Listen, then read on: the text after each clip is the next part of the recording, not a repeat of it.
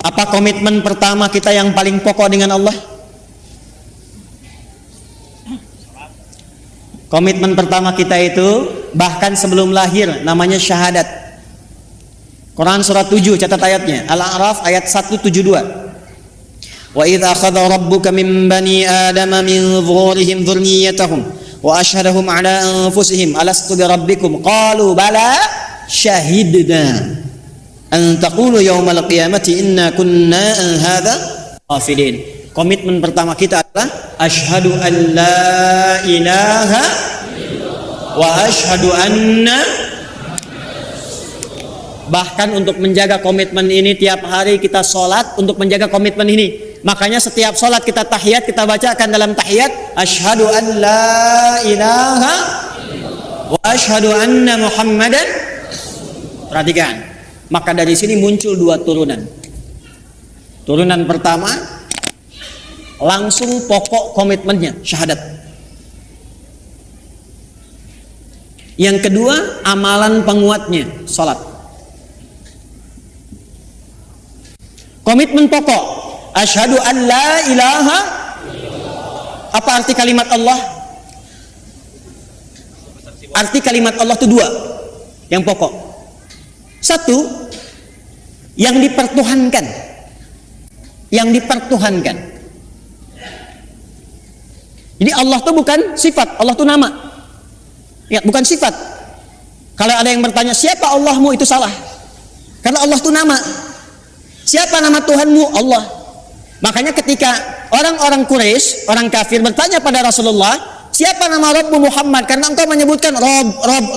Qul a'udzu birabbin nas, qul a'udzu birabbil falaq. Siapa namanya? Maka turunlah surah Al-Ikhlas. Qul, katakan Muhammad sallallahu alaihi wasallam, huwa, yang dimaksud Rabb itu Allah. Nah, Allah ini punya dua arti pokok. Pertama adalah yang dituhankan, satu-satunya yang dituhankan. Ini.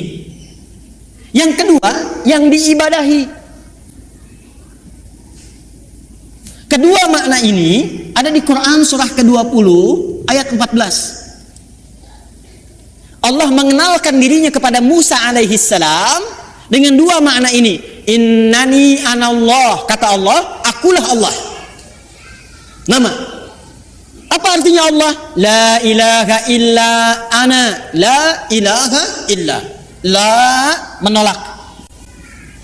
Ilaha yang dipertuhankan, illa menetapkan. La-nya nafi, illa-nya isbat. La ilaha, tidak ada satupun yang dipertuhankan. Illa, kecuali kata Allah, ana Allah. Kecuali saya, kata Allah. Maka kalau sudah mengatakan Tuhan saya Allah, Anda mengatakan asyhadu an la ilaha illallah, maka komitmennya jangan pernah menuhankan selain Allah. Paham? Saya ulang, jangan pernah menuhankan selain siapa? Ingat, kita menghormati keyakinan orang lain. Dan toleransi tertinggi dalam menghormati itu adalah tidak mencampuri ketuhanan di luar apa yang kita yakini. Karena itulah ayatnya berbunyi lakum dinukum la ikraha. Jangan ganggu, nggak boleh. Hormati saudara kita, yang Kristen, yang Hindu, yang Buddha, yang Konghucu, hormati. Tapi jangan campuri. Karena toleransi terbaik itu tidak mengikutinya. Silahkan masing-masing, jangan ganggu. Gak boleh merasa terganggu, tapi jangan ikut-ikutan. Gak usah ikut-ikutan. Toleransi tertinggi dalam akidah itu zero tolerance, supaya saling menghormati. Ya, karena kalau Anda datang ke tempat itu, Anda ingin menghormati tapi ikut-ikutan, itu terjadi sifat munafik nantinya. Ya, di lisan iya, di hati mengingkari.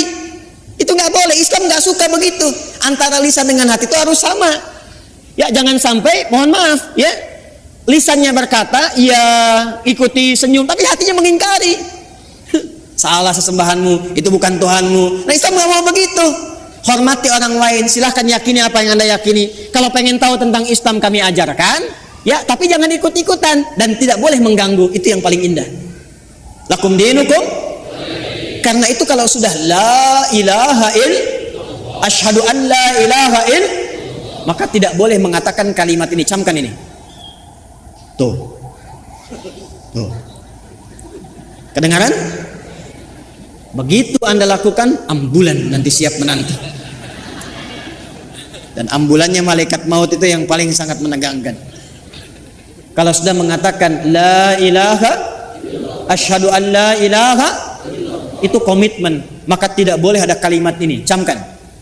Semua agama sama, menuju pada Tuhan yang sama, cuman caranya beda-beda.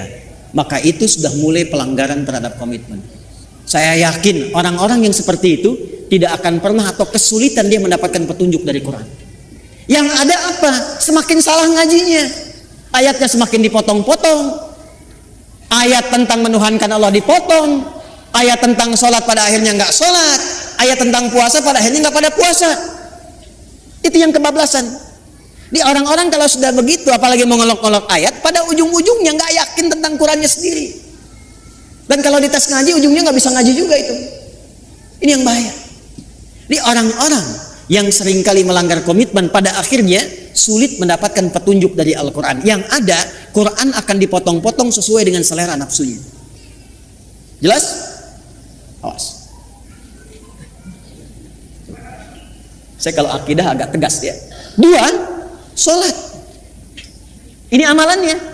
Bagi anda yang sudah asyhadu an la ilaha, maka jaga komitmen itu lewat ibadah. Maka bagian keduanya kembali ke Quran surah 20 ayat 14. Innani anallahu la ilaha illa ana fa'budni. Buktikan untuk menyembah Allah, yang dipertuhankan diibadahi. Bagaimana caranya? Wa aqimis sholata lidzikri. Jaga la ilaha illallah itu lewat sholat. Makanya kalau ada orang yang sudah mulai malas sholat, itu secara otomatis akan sulit berinteraksi dengan Quran. Gak percaya silakan. Anda, jangan anda lah ya. Kalau ada orang yang sudah mulai malas sholat, bahkan meninggalkan sholat, jangan harap dia mau ngaji, apalagi mendapatkan petunjuk dari Quran. Persamaan terbaliknya, kalau anda ingin mendapatkan banyak manfaat dari Quran, kemudian terbawa suasana kita ingin mendekat kepada Quran, menanamkan cinta pada Quran, maka persamaan terbaliknya, 1, perbanyak sholatnya. Nih, tingkatkan dari yang fardu, bukan bilangannya ya, bukan bilangannya, tapi value-nya. Jadi bukan meningkatkan subuh 2 rakaat jadi 4, bukan ya. Coba lihat yang mengiringinya, ada sunnahnya tidak. Jadi kalau orang semakin banyak sholatnya, pasti semakin senang dengan Qurannya, itu udah otomatis itu. Anda kalau sudah mulai senang tahajud, senang duha, senang khatib, demi Allah saya katakan, itu Anda nggak akan lepas dengan mushaf. Pasti itu. Sudah persamaan itu. Sudah persamaan. Jelas? Nah, setelah itu nanti kalau sudah senang Quran, pindah cara ngajinya. Dari mulai belajar baca, belajar pahami, sampai keluarkan kurikulum hidup yang sesuai dengan aktivitas Anda.